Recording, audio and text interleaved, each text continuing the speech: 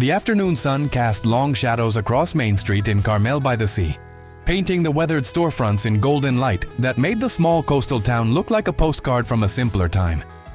Traffic moved slowly through the narrow streets lined with fairy tale cottages and artisan shops, tourists walking unhurriedly between galleries and cafes. Clint Eastwood sat behind the wheel of his pickup truck at a red light, watching the familiar rhythm of his adopted hometown with the quiet satisfaction of a man who had found his place in the world. At 94, he moved with deliberate care, but his eyes remained sharp, taking in details that others might miss.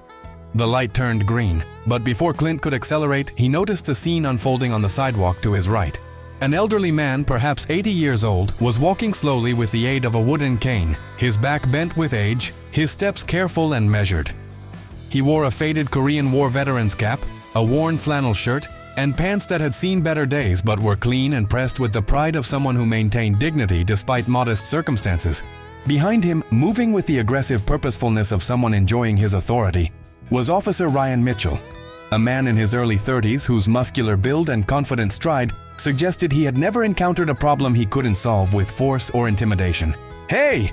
Officer Mitchell called out, his voice carrying the sharp edge of someone accustomed to immediate compliance. "You need to move along. This isn't a loitering area." The elderly man stopped and turned slowly, confusion evident in his weathered face. "I'm sorry, officer. I was just walking to the pharmacy." "Walk faster then. You're blocking foot traffic." Clint's hands tightened on the steering wheel. Behind him, cars were beginning to honk softly, but he made no move to proceed through the intersection. Something in the officer's tone, in the unnecessary aggression directed at a man who was clearly doing nothing wrong, had captured his complete attention. "I'm walking as fast as I can," the elderly man said, his voice carrying the patient dignity of someone who had learned to navigate a world that didn't always have time for the limitations of age. "My hip was injured in Korea and—" "I don't need your life story," Officer Mitchell interrupted, stepping closer in a way that was clearly meant to intimidate. "I need you to move along before I cite you for obstructing pedestrian traffic." The old man looked around in bewilderment. The sidewalk was nearly empty, with only a few tourists walking at leisurely paces in both directions. There was no traffic to obstruct, no crowd to impede. The threat was purely arbitrary, a display of power for its own sake. "Officer, I don't understand. I'm just walking to get my medication." "Are you arguing with me?" Mitchell's voice rose, drawing stares from passers-by who had begun to notice the confrontation. "Because arguing with a police officer is a separate violation." Clint Eastwood put his truck in park and stepped out onto the street. The approach. Clint moved with the deliberate ease of someone who had spent 9 decades learning when to intervene and when to observe. His presence on the sidewalk was quiet but unmistakable, the kind of authority that came not from a badge or uniform, but from a lifetime of making decisions that mattered. Officer Mitchell was now standing directly in front of the elderly veteran, using his height and position to create an atmosphere of threat where none had existed moments before. "Let me see some identification," Mitchell demanded, his hand moving to rest on his service weapon in a gesture clearly designed to intimidate. I have my wallet," the old man said, his voice beginning to shake slightly as he reached into his back pocket with trembling fingers. "But I don't understand what I've done wrong." "Failure to comply with lawful orders, obstruction, possible loitering." Mitchell rattled off charges as if reading from a menu, his tone suggesting he was enjoying the exercise of power over someone who couldn't resist. "Officer." The single word, spoken in Clint's distinctive voice, cut through the tension like a tuning fork. Mitchell turned, irritation flashing across his face at the interruption. "This is police business, sir. Keep moving." Clint didn't move. Instead, he looked past Mitchell to the elderly veteran, who was still fumbling with his wallet, clearly distressed by the confrontation. "What seems to be the problem here?" Clint asked, his voice carrying the kind of calm authority that made people answer whether they wanted to or not. "No problem," Mitchell said quickly, clearly recognizing Clint but uncertain how to handle the intervention. "Just routine enforcement." "Enforcement of what?" The question hung in the air with the weight of someone who expected an actual answer, not bureaucratic deflection. Mitchell shifted uncomfortably. "Pedestrian traffic regulations." Clint looked around the nearly empty sidewalk, then back at Mitchell with the kind of steady gaze that had intimidated better men than a small-town police officer, with an attitude problem. "I see," Clint said slowly. And what regulation did this gentleman violate? He was walking too slowly, impeding foot traffic. Walking too slowly. Clint repeated the words as if tasting them. That's a violation? It can be under municipal code. Son, Clint interrupted, his voice still quiet but carrying an edge that made Mitchell step back slightly. I've lived in this town for 30 years. I've been mayor of this town, and I've never heard of anyone being cited for walking too slowly on an empty sidewalk. The elderly veteran looked up from his wallet, hope beginning to replace fear in his eyes as he realized someone was willing to stand up for him. Now, Clint continued, why don't you tell me what's really going on here?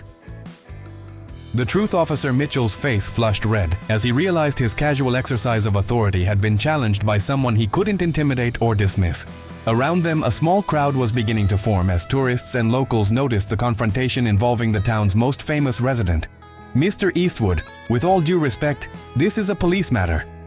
With all due respect, Clint interrupted. This looks like harassment of an elderly veteran who's trying to walk to the pharmacy. And that's not a police matter, that's a human decency matter. Mitchell glanced around nervously, clearly aware that the situation was spiraling beyond his control. The gentleman was walking erratically, appeared confused, possibly under the influence. Are you under the influence of anything, sir? Clint asked the elderly man directly. No, sir. I take medication for my heart and my hip, both prescribed by my doctor. I was walking to the pharmacy to pick up my refills. Seems clear enough to me, Clint said, turning back to Mitchell. Confused about what? Well, he seemed disoriented. I asked him for directions to the pharmacy, the elderly man said quietly. I'm not from around here. My grandson lives here and I'm visiting for the week. I got a little turned around looking for the drugstore. Clint nodded. So let me understand this. A visiting veteran asked for directions, and your response was to threaten him with arrest? Mitchell's composure was beginning to crack entirely. I was responding to a complaint. What complaint? From who? Mitchell looked around desperately, but no complainant materialized from the growing crowd of onlookers. Look, Mitchell said, his voice rising with frustration, I don't have to explain police procedures to civilians. Actually, Clint said, his voice dropping to barely above a whisper, but somehow becoming more intimidating rather than less. In this town, you do, especially when those procedures involve harassing visitors for the crime of being old and asking for help. The crowd around them had grown to include several shop owners who were listening with expressions ranging from embarrassment to anger. Carmel by the Sea prided itself on being a welcoming community, and Mitchell's behavior was reflecting poorly on everyone. Officer Mitchell, said a voice from the crowd. Margaret Chen, who owned the bookstore across the street, stepped forward. I saw this whole thing from my window. This gentleman asked me for directions to the pharmacy 5 minutes ago. I pointed him in the right direction, and he thanked me politely. There was nothing erratic or confused about his behavior. Other voices began to chime in. I saw it too. The officer just started hassling him for no reason. Poor man was just trying to find the drugstore. What's wrong with asking for directions? Mitchell was now visibly sweating, realizing that his attempt to assert authority had backfired spectacularly. The recognition. Clint looked more closely at the elderly veteran, taking in details he had missed during the initial confrontation. The man's Korean war cap was faded but well maintained, with several service pins attached. His posture, despite the effects of age and injury, retained the bearing of someone who had once stood at attention with pride. What's your name, sir? Clint asked gently. Frank Sullivan, the man replied, his voice stronger now that someone was treating him with respect. Staff Sergeant, United States Army, retired. Frank Sullivan, Clint repeated slowly, as if the name meant something to him. Korean War? Yes, sir. 2nd Infantry Division. Served from 1950 to 1953. Clint was quiet for a moment, studying Frank's face with an intensity that made everyone around them hold their breath. Frank, did you serve at Heartbreak Ridge? Frank's eyes widened with surprise. Yes, sir. September 1951. Bloodiest month of my life. Were you there when they brought in the wounded from the 23rd Regiment? I was a medic, Frank said, his voice carrying the weight of memories that never fully faded. We treated everybody we could, didn't matter which unit they came from. Clint nodded slowly. Frank, my father served with the 23rd Regiment. He was wounded at Heartbreak Ridge, taken to a field hospital where an army medic saved his life by working on him for 6 hours straight. Wouldn't give up even when everyone else said it was hopeless. The crowd around them had gone completely silent, sensing that something profound was unfolding. My father came home because of that medic, Clint continued. He talked about him for the rest of his life. Said the man's name was Sullivan, Frank Sullivan. Frank's eyes filled with tears. I remember. There was a young soldier, shrapnel wounds to the chest and abdomen. Everyone said he wouldn't make it, but he kept talking about his son back home. Kept saying he had to live to see his boy grow up. That was my father, Clint said simply. And you're the reason I exist. Officer Mitchell stood frozen, clearly realizing that his casual harassment of an elderly veteran had taken a turn he could never have anticipated. Frank, Clint said, extending his hand. My father talked about you until the day he died. Said you were the bravest man he ever met, not because you fought the enemy, but because you fought death itself to save lives. Frank took Clint's hand with both of his own, tears now flowing freely down his weathered cheeks. Your father? What was his name? Clint Eastwood Sr. He made it home, got married, had a family. He used to say that every good thing in his life happened because a medic named Sullivan wouldn't give up on him. The two men stood there on the sidewalk, connected across 7 decades by a moment of courage that had rippled through generations. He lived a good life, Frank. He raised his children, saw his grandchildren grow up, died peacefully in his sleep at age 96. All because of what you did in that field hospital. The confrontation. The moment of connection between Clint and Frank was interrupted by Officer Mitchell clearing his throat loudly, clearly uncomfortable with the attention being focused on his victim rather than his authority. This is all very touching, Mitchell said, but it doesn't change the fact that this man was creating a disturbance. Officer Mitchell. Clint's voice cut through the air like a blade. And when he turned to face the younger man, his expression had changed completely. Gone was the gentle recognition he had shown Frank, replaced by something far more dangerous. Let me ask you a question. Do you know what this man did for his country? I don't see how that's relevant. Do you know what he sacrificed? Do you have any idea what it means to spend 3 years in a war zone, saving lives under fire, watching friends die, carrying wounds that never fully heal? Mitchell shifted uncomfortably. I respect our veterans, but... Respect? Clint's voice rose for the first time, and everyone within 50 feet turned to listen. You call threatening an elderly war hero with arrest for asking directions respect? The crowd around them had grown larger, and several people were now filming the confrontation with their phones. This man, Clint said, gesturing toward Frank, spent his youth saving the lives of soldiers who were dying thousands of miles from home. He came back to a country that didn't always appreciate his service, worked a regular job, raised a family, and lived quietly with honor for 70 years. Clint stepped closer to Mitchell, his presence somehow making the much younger and larger officer seem small. And your response to meeting him is to harass him for walking too slowly? To threaten him with arrest for asking for help?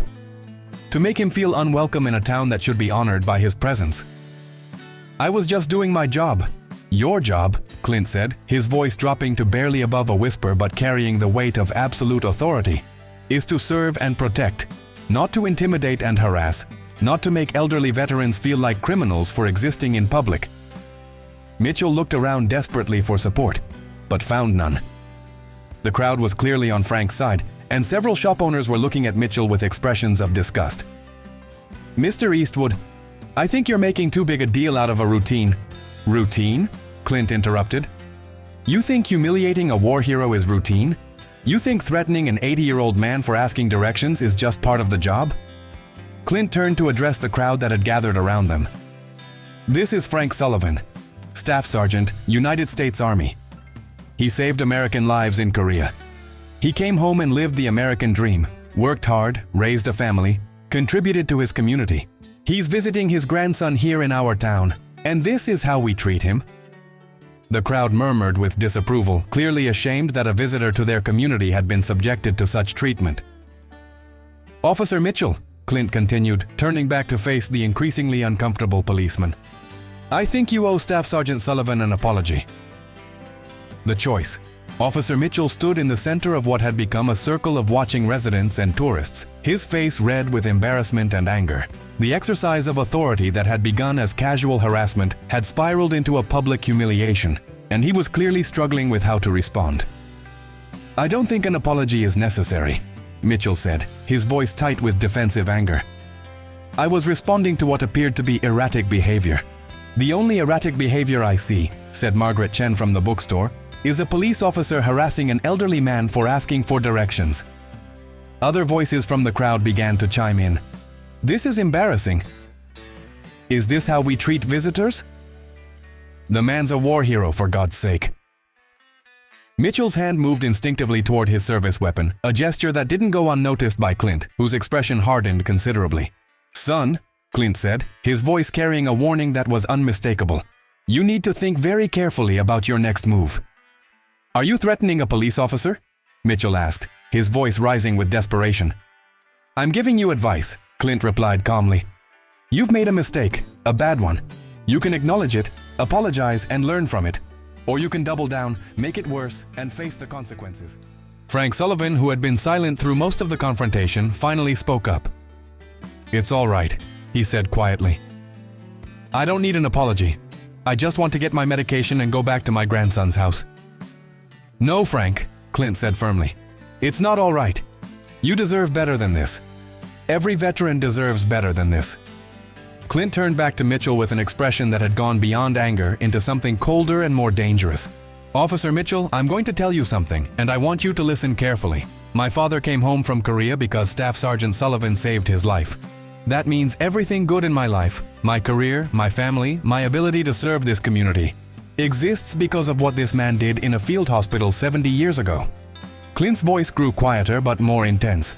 "So when you harass him, when you threaten him, when you make him feel unwelcome in my town, you're not just disrespecting a veteran, you're disrespecting the sacrifice that made my life possible." The crowd had gone completely silent, understanding that they were witnessing something that would be remembered and talked about for years. "Now," Clint continued, "you have a choice. You can apologize to Staff Sergeant Sullivan for your inexcusable behavior.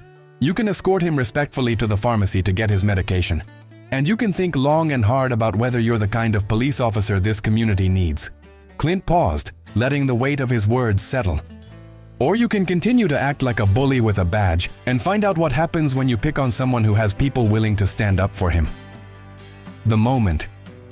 The silence stretched for nearly a minute as Officer Mitchell wrestled with a decision that would define not just this moment, but potentially his entire career. Around him, phones continued to record, and he was clearly aware that whatever he chose to do next would be shared far beyond the borders of Carmel by the Sea.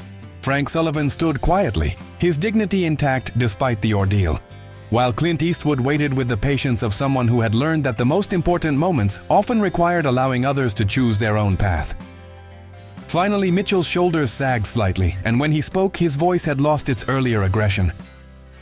"Staff Sergeant Sullivan," he said, the formal address clearly difficult for him. I apologize for my behavior. You weren't doing anything wrong, and I shouldn't have approached you the way I did."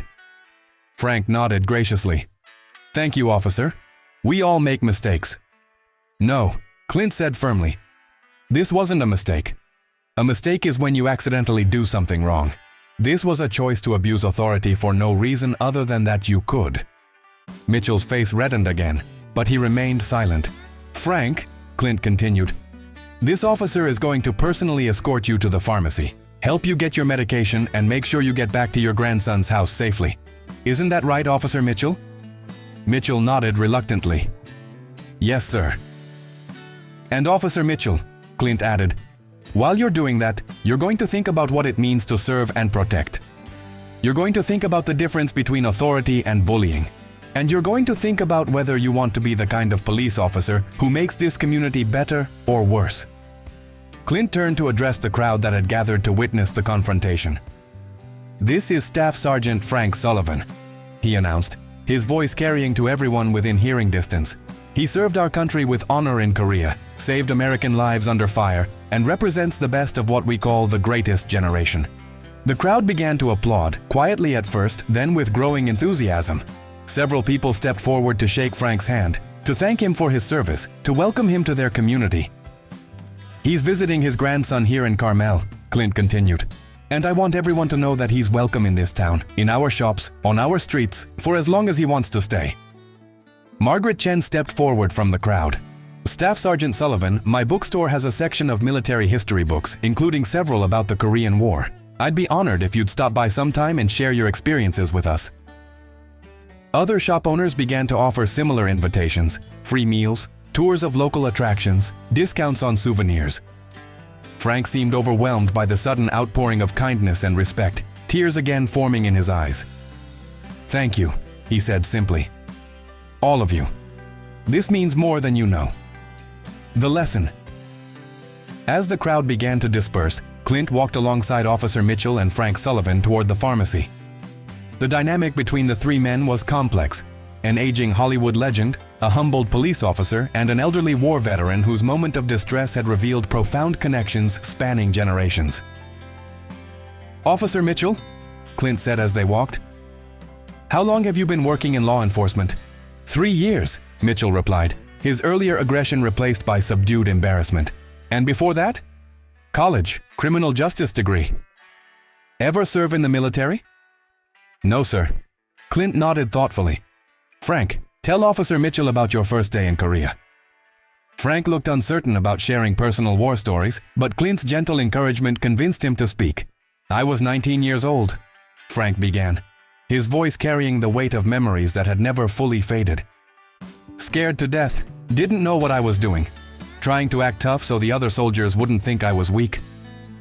They paused at a crosswalk, and Frank continued his story. "First casualty I treated was a soldier not much older than me.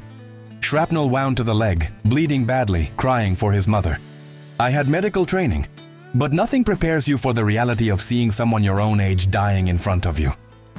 Mitchell listened with growing attention, clearly beginning to understand that he was hearing something important. "I was shaking so badly I could barely hold my instruments. The older medics had to calm me down, teach me that being scared was normal, but letting fear control you could get people killed." Frank looked directly at Mitchell. "The thing they taught me was that authority, whether it's medical authority in my case or police authority in yours, isn't about power over people. It's about responsibility to people." They reached the pharmacy and Clint held the door open for both men. "Frank's right," Clint said as they entered the store. "The badge you wear, Officer Mitchell, isn't a license to push people around. It's a promise to protect them, especially those who can't protect themselves." The pharmacist, an elderly man named Robert who had known Clint for years, looked up with surprise at the unusual group entering his store. "Staff Sergeant Sullivan needs to pick up his prescription," Clint announced. "And I suspect Robert here might have some questions about Korea. His father served there too." As Frank approached the pharmacy counter, Robert's eyes lit up with recognition and respect. "Korean War veteran?" Robert asked, extending his hand. "My father was 1st Cavalry Division. He always said the medics were the real heroes of that war." While Frank and Robert exchanged stories and filled out paperwork, Clint turned to Officer Mitchell. "You're young," Clint said. "You have a chance to decide what kind of police officer you want to be. What happened today doesn't have to define your career, but it should inform it." Mitchell nodded, clearly struggling with emotions he wasn't used to dealing with. "Mr. Eastwood, I don't know what came over me. I saw an old man walking slowly, and instead of thinking he might need help, I just saw someone to move along." "Why do you think that was?" Mitchell was quiet for a long moment. "Honestly, because it was easy.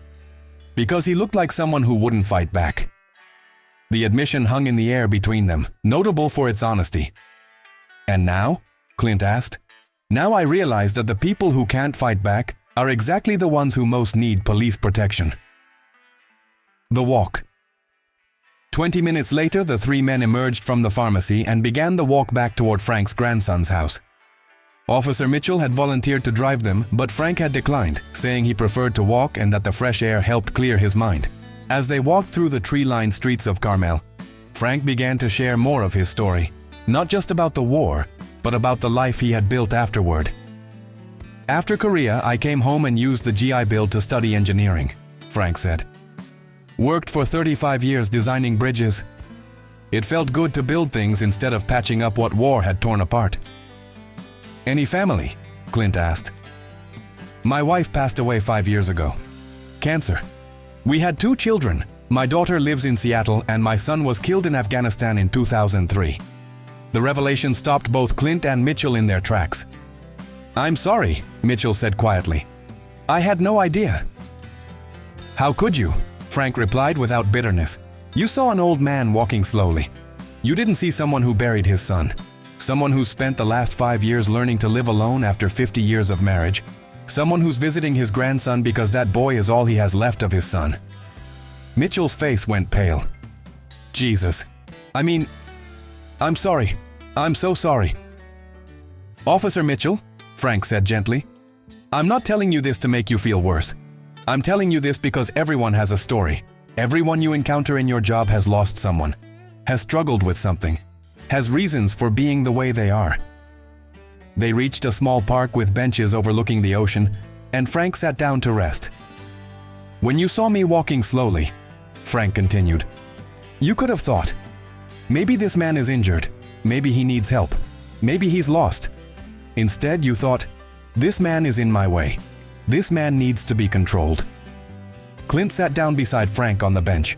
That's the difference between being a peace officer and being a law enforcement officer. What do you mean? Mitchell asked, remaining standing but clearly engaged in the conversation. A law enforcement officer sees his job as making people comply with rules, Clint explained. A peace officer sees his job as helping people live safely in community together. Frank nodded approvingly. In the Army, we had officers who led through fear and officers who led through respect. The fear-based officers got compliance, but they also got resentment, resistance, and soldiers who wouldn't go the extra mile when it mattered. The respect-based officers, Clint continued, got loyalty, cooperation, and soldiers who would follow them anywhere because they knew their leaders cared about them as people, not just as units to be managed. Mitchell sat down on the grass in front of the bench, clearly wrestling with ideas that challenged everything he thought he knew about policing. So how do I become a peace officer instead of just a law enforcement officer? He asked. Frank and Clint exchanged a look, both recognizing that the young man was genuinely asking for guidance rather than just going through the motions of remorse. The teaching. The 3 men sat in the small park as the afternoon sun began to sink toward the horizon, the distant sound of waves providing a peaceful backdrop to their conversation. What had begun as a confrontation had transformed into something approaching mentorship. The first thing, Frank said, is to remember that everyone you encounter is someone's child, someone's parent, someone's beloved. That old woman you see jaywalking? She might be someone's grandmother who's confused about traffic patterns because she doesn't see well anymore. That teenager you see loitering? Clint added. He might be waiting for his ride home from work, or trying to work up the courage to ask a girl on a date, or just enjoying being young and having nowhere urgent to be. Mitchell was taking notes on his phone, clearly treating this as a learning opportunity rather than just passing conversation. But what about real threats? Mitchell asked. What about people who actually are dangerous? Real threats exist, Frank acknowledged. I saw plenty of real danger in Korea. But the thing about real threats is that they're usually obvious. Someone who's actually planning violence acts differently than someone who's just lost, confused, or moving slower than you'd like. The key, Clint said, is to approach every situation with curiosity instead of assumption. Instead of thinking this person is behaving suspiciously, think, I wonder why this person is behaving this way. Frank pulled out his wallet and showed them a photograph, a young soldier in uniform, clearly his son. My boy Danny became a military police officer after his tour in Afghanistan. He used to tell me that the most dangerous part of his job wasn't the criminals or the combat situations. It was the temptation to stop seeing people as individuals and start seeing them as categories. Mitchell looked at the photograph with obvious respect. What happened to him? IED. He was helping evacuate civilians from a village that was under attack. Could have stayed safe, but he saw families with children who needed help getting to safety. Frank's voice carried the pain of a loss that would never fully heal, but also the pride of a father whose son had died living up to the highest ideals of service. Danny understood something that took me years to learn, Frank continued. Real strength isn't about overpowering people. Real strength is about protecting people, especially those who can't protect themselves. Like elderly veterans who ask for directions, Mitchell said, the irony not lost on him. Like anyone who needs help and deserves dignity, Clint replied. The measure of a community isn't how it treats its most powerful citizens. It's how it treats its most vulnerable ones. They sat in comfortable silence for a few minutes, watching the sun sink lower toward the ocean horizon. "Officer Mitchell," Frank said finally, "can I ask you something?" "Of course." "When you decided to become a police officer, what did you hope to accomplish?" Mitchell was quiet for a long moment, clearly thinking about a question he probably hadn't considered seriously in years. "I wanted to help people," he said finally. "I wanted to make communities safer, to be someone people could turn to when they were in trouble." "And when you approached me today," Frank asked gently, "were you helping someone or creating trouble for someone?" The question hung in the air with the weight of honest self-examination. "I was creating trouble," Mitchell admitted. "I was making your day worse for no good reason." "Why do you think that happened?" Mitchell struggled with the answer. Because somewhere along the way, I stopped thinking about helping people and started thinking about controlling situations." Frank nodded. "That's an honest answer, and honesty is the first step toward change." The commitment. As the sun touched the horizon, casting the small park in golden light, Frank Sullivan stood slowly from the bench, ready to complete his walk to his grandson's house. The simple errand that had begun with harassment and threats was ending with understanding and mutual respect. "Officer Mitchell," Frank said, extending his hand, "I want you to know that I don't hold any grudges about what happened earlier. We all have moments we're not proud of. What matters is what we do with those moments." Mitchell stood and shook Frank's hand with both of his own. "Staff Sergeant, I want you to know that today changed something for me. I'm going to be a better police officer because of what you and Mr. Eastwood taught me." "Don't do it for us," Clint said, rising from the bench. "Do it for your community. Do it for the elderly veterans and confused tourists and lost teenagers who need a peace officer, not a law enforcement officer." "I will," Mitchell said, and something in his voice suggested he meant it. As they prepared to leave the park, Frank pulled a small object from his pocket, a military coin bearing the insignia of the 2nd Infantry Division. "This was given to me by my commanding officer when I left Korea," Frank said, holding it out to Mitchell. "He told me it was a reminder that real soldiers protect the innocent and defend those who can't defend themselves." Mitchell looked at the coin with obvious emotion. "Sir, I can't take this. This belongs to you, and now I'm giving it to you," Frank said firmly. "Not because you earned it today, but because I believe you can earn it in the future." Mitchell accepted the coin with trembling hands, clearly understanding the weight of what he was being given. "There's one condition," Frank added. "If you ever find yourself in a situation where you're tempted to abuse your authority, where you're thinking about pushing around someone who can't fight back, I want you to look at that coin and remember this conversation." "I will," Mitchell said. "I promise." "And if you ever encounter another police officer who's acting the way you acted today," Clint added, "I want you to have the courage to intervene, to be the voice of conscience that helps them choose a better path." Mitchell nodded. "I understand." As they walked the final blocks to Frank's grandson's house, the dynamic between the three men had completely transformed. What had begun as a confrontation between authority and vulnerability had become a moment of teaching, learning, and mutual growth. When they reached the small cottage where Frank was staying, a young man in his 20s emerged from the house, clearly Frank's grandson, with the same gentle eyes and dignified bearing. "Grandpa, I was starting to worry. The pharmacy closes at 6 and it's almost—" The young man stopped, noticing Officer Mitchell and Clint Eastwood. "Is everything all right?" "Everything's fine, Tommy," Frank said. "Just met some new friends on my walk." Tommy looked confused but relieved. "Mr. Eastwood, it's an honor to meet you. I'm Tommy Sullivan." "The honor's mine," Clint replied. "Your grandfather is a remarkable man. You should be very proud of him." "I am," Tommy said, putting his arm around Frank's shoulders. "Every day." The impact 1 month after the encounter on Main Street, Clint Eastwood received a letter that made him smile with satisfaction. "Mr. Eastwood, I wanted to update you on some changes that have happened since our conversation in the park a month ago. First, I've enrolled in a community policing course at the local college, focusing on conflict resolution and community engagement. I'm learning techniques for de-escalation that I wish I had known before I met Staff Sergeant Sullivan.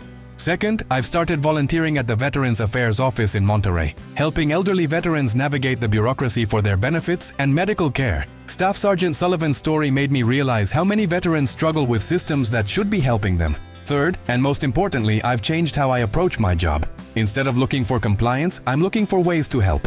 Last week, I helped an elderly woman change her tire instead of citing her for blocking traffic. Yesterday, I gave directions to 3 different tourists without once thinking they were in my way. I keep Staff Sergeant Sullivan's coin in my pocket every day. It reminds me that authority is a responsibility, not a privilege. I also wanted you to know that I've spoken with my supervisor about implementing new training protocols for our department, focusing on community engagement and veteran awareness. He was receptive to the idea, especially after several community members praised the new approach they've noticed in my work. Staff Sergeant Sullivan visits his grandson every month now, and he always stops by the station to say hello. We've become friends, and he's taught me more about service and sacrifice than 4 years of college ever did. Thank you for showing me the difference between being a law enforcement officer and being a peace officer. It's made all the difference in how I see my role in this community. Respectfully, Officer Ryan Mitchell, Carmel by the Sea Police Department. That same week, Clint received another letter, this one from Frank Sullivan. Dear Clint, I hope this letter finds you well. I wanted to thank you again for your intervention last month. What could have been a humiliating and frightening experience became something that restored my faith in human decency. But more than that, I wanted you to know about the ripple effects of that day. My grandson Tommy was so impressed by how you stood up for me that he's decided to change his college major from business to social work. He wants to help veterans and elderly people navigate the challenges of aging and bureaucracy. Officer Mitchell has become a regular visitor when I'm in town. He's asked me to share stories about Korea, about my son Danny, about what service means to different generations. I think our conversations are helping him understand that being a police officer is about more than enforcing laws. It's about building trust and serving community. Most importantly though, I wanted you to know that our encounter has reminded me of something I'd forgotten in the years since my wife passed away. I had started to feel invisible, irrelevant, like an inconvenience to a world that had moved on without me. But when you recognized me as the medic who saved your father, when you treated me as someone whose life had mattered, you gave me back my sense of purpose. You reminded me that the things we do for others echo across generations in ways we never expect. I've started volunteering at the VA hospital, sharing my experiences with younger veterans who are struggling with PTSD and adjustment issues. It turns out that having survived both war and loss gives me credibility with men and women who are fighting their own battles. Your father was right to talk about me for the rest of his life, not because I was special, but because what happened between us in that field hospital proved that ordinary people can have extraordinary impact on each other's lives. What you did for me on Main Street proved the same thing. With gratitude and respect, Frank Sullivan, Staff Sergeant, U.S. Army, retired, The Return. 6 months after their first encounter, Frank Sullivan returned to Carmel for another visit with his grandson. This time, his arrival was very different from the confused tourist who had asked for directions to the pharmacy. Word had spread through the small community about the Korean War veteran, whose dignity had been defended by Clint Eastwood, and Frank found himself welcomed as something of a local celebrity. Margaret Chen had organized a small reception at her bookstore, featuring Frank's stories about Korea and a display of historical photographs from the war.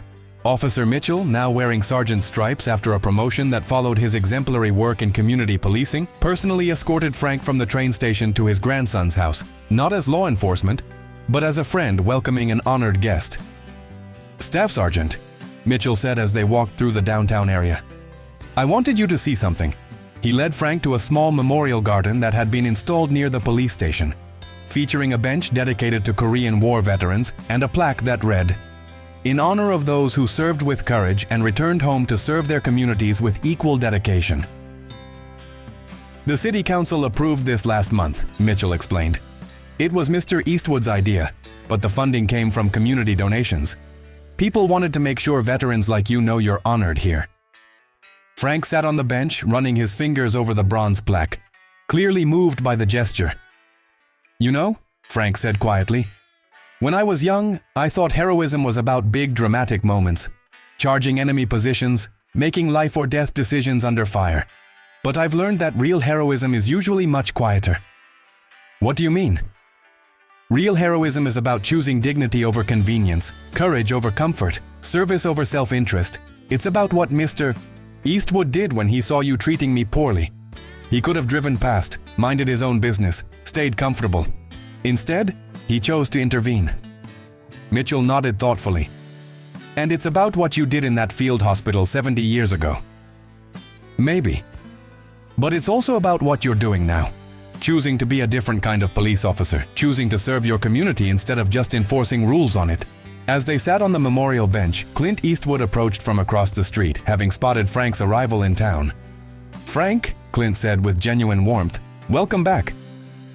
The three men sat together on the bench, representing three generations connected by service, sacrifice, and the simple choice to treat others with dignity and respect. "Sergeant Mitchell," Frank said, using Ryan's new rank, "tells me you've been working on veteran outreach programs." "It seemed like the right thing to do," Clint replied. "Too many veterans struggle with isolation, bureaucracy, and communities that don't understand their experiences." "And it all started," Mitchell added, "because I treated a veteran badly and you decided to stand up for him." "No," Clint corrected gently. "It all started because Frank chose to serve his country and then chose to maintain his dignity even when he was being treated unfairly. Everything else just followed from that." Frank smiled. "I think it started even earlier than that. It started when your father chose to talk about the medic who saved his life, teaching his son that what we do for others matters across generations." The three men sat in comfortable silence, watching the daily life of Carmel by the Sea flow around them. Tourists asking for directions, shop owners greeting regular customers, neighbors helping neighbors with small acts of kindness. "You know what I've learned?" Mitchell said finally. "The same moment can be the worst thing that ever happened to someone or the best thing, depending on how the people around them choose to respond." "Explain that," Clint said. "When I approached Staff Sergeant Sullivan that day, I was creating what could have been one of the worst experiences of his visit, being humiliated and threatened for no reason. But because you chose to intervene, because you treated him with respect and honored his service, it became something entirely different." Frank nodded approvingly. "And because you chose to learn from the experience instead of just being defensive about it, it became the beginning of positive change instead of just an unpleasant memory." "That's the thing about moments," Clint said. "We never know which ones are going to matter until we're in them. The choice we make about how to respond, that's what determines whether the moment becomes something we're proud of or something we regret."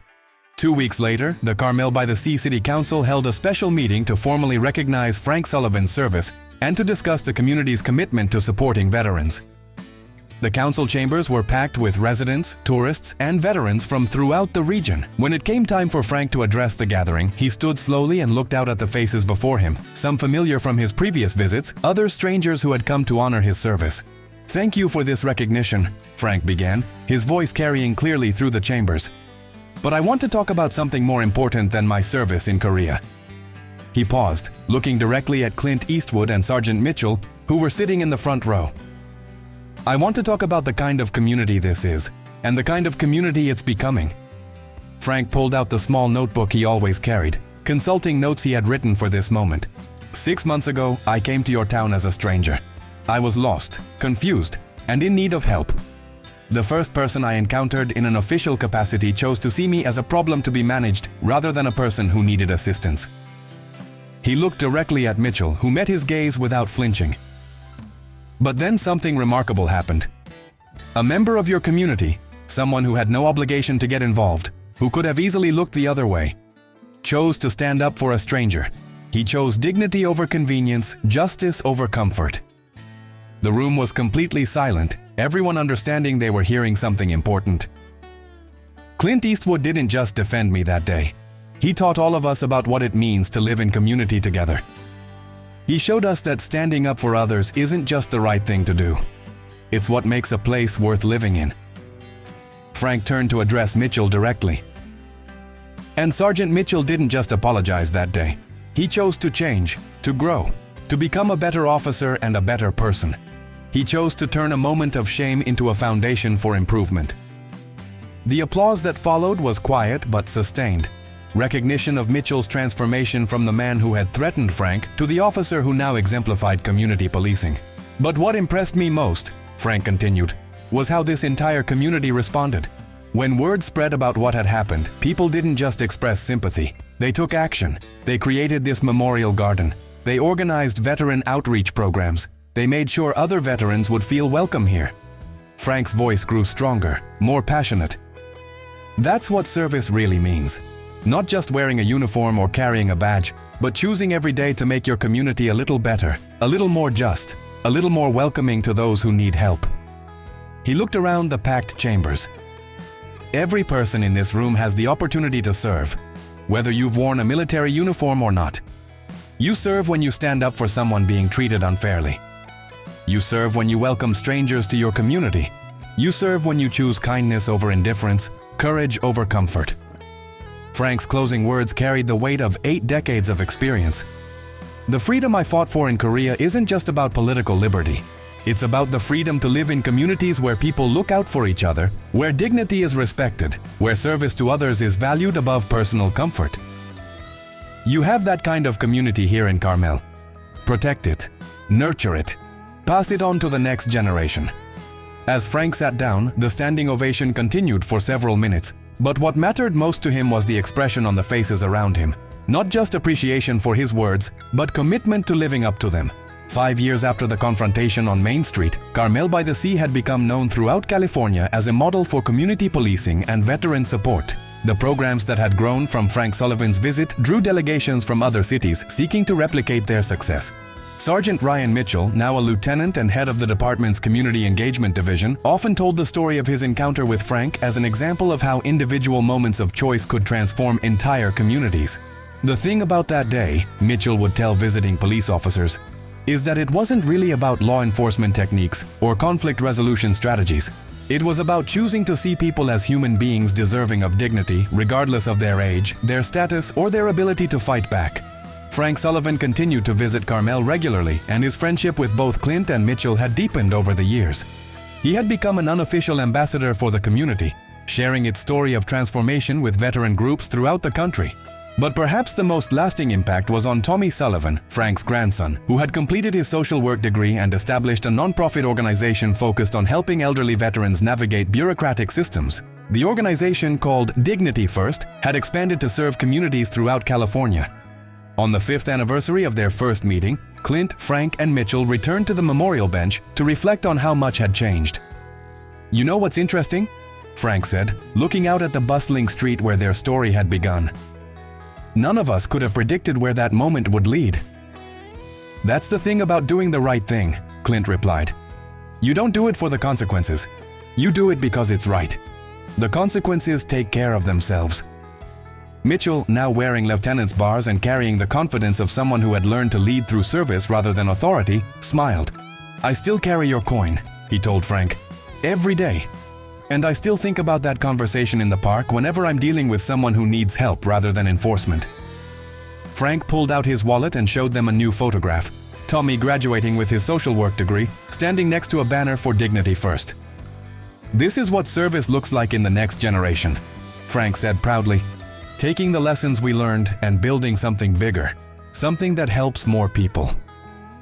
As the afternoon sun cast long shadows across the memorial garden, the 3 men sat in comfortable silence, understanding that their story was really about something much larger than any of them individually. It was about the choice that every person faces every day, whether to respond to others with kindness or indifference, with respect or contempt, with service or selfishness.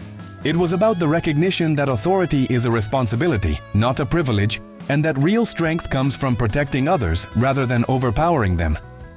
Most importantly, it was about the understanding that dignity is not earned through rank or wealth or status, but inherent in every human being, and that protecting that dignity is the fundamental obligation of any civilized community. As they prepared to leave the memorial garden, Clint turned to his 2 friends with a small smile. "Frank, remember when you asked me why I intervened that day?" "I remember. I think I finally have the complete answer. I intervened because my father taught me that what we do for others echoes across generations. He couldn't repay you for saving his life, but he could teach his son to recognize the dignity in service and to stand up for those who served." Frank nodded slowly. "And now Tommy and other young people are learning the same lesson, and they'll teach it to their children." "That's how it works," Mitchell added. "One moment of courage, one choice to do right instead of easy, and it ripples forward through time in ways we never expect." As the three men walked away from the memorial bench, their conversation continued, but their words were lost in the gentle sounds of a community going about its daily business. A community that had learned, through one moment of confrontation and transformation, what it really meant to serve and protect.